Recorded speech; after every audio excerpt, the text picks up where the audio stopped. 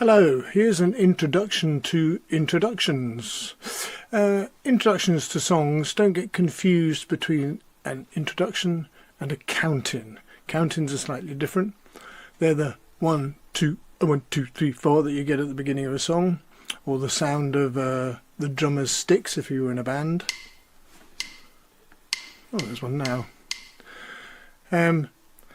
Count-ins are used to set the tempo of the song. So sometimes they work and sometimes they don't. So you don't want to end up with a 1, 2, a 1, 2, 3, 4.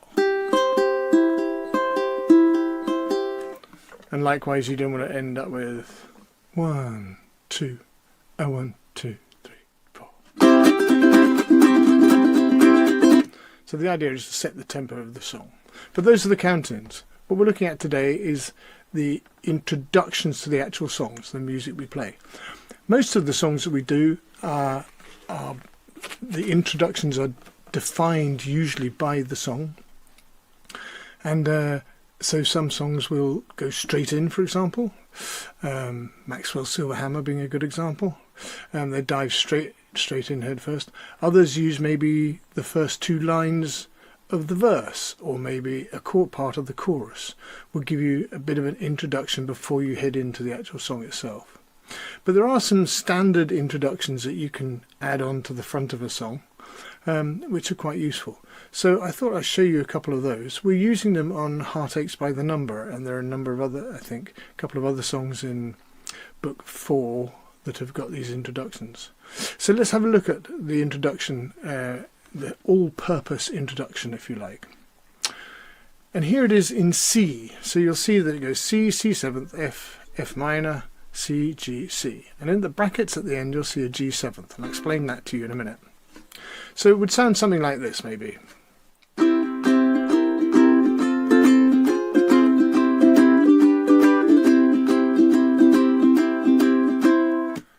So it's a nice sort of lyrical introduction to a reasonable tempoed song. You can make it faster, you can make it slower, you can add different emphasis in different places. And at the end you'll see that I put a G7th. So this sort of singles it out really as being an introduction, because we know that the 7th is an unresolved chord. So you put in a couple of bars at the end and then a G7th, and that would bring the tension up before you dive into the song. So you go something like this.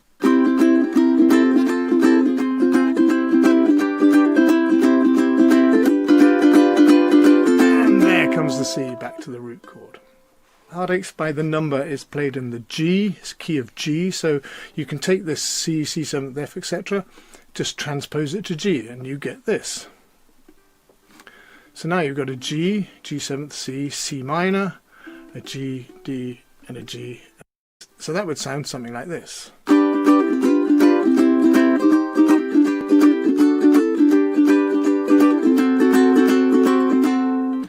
In Heartaches by the Number we don't actually put the 7th in because it sounds better without it.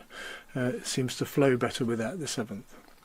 And here are another couple of examples. There's the one in D and the one in F. So if you've got a song you can just tack this on the front of it. So that gives you a little bit of an introduction to introductions. So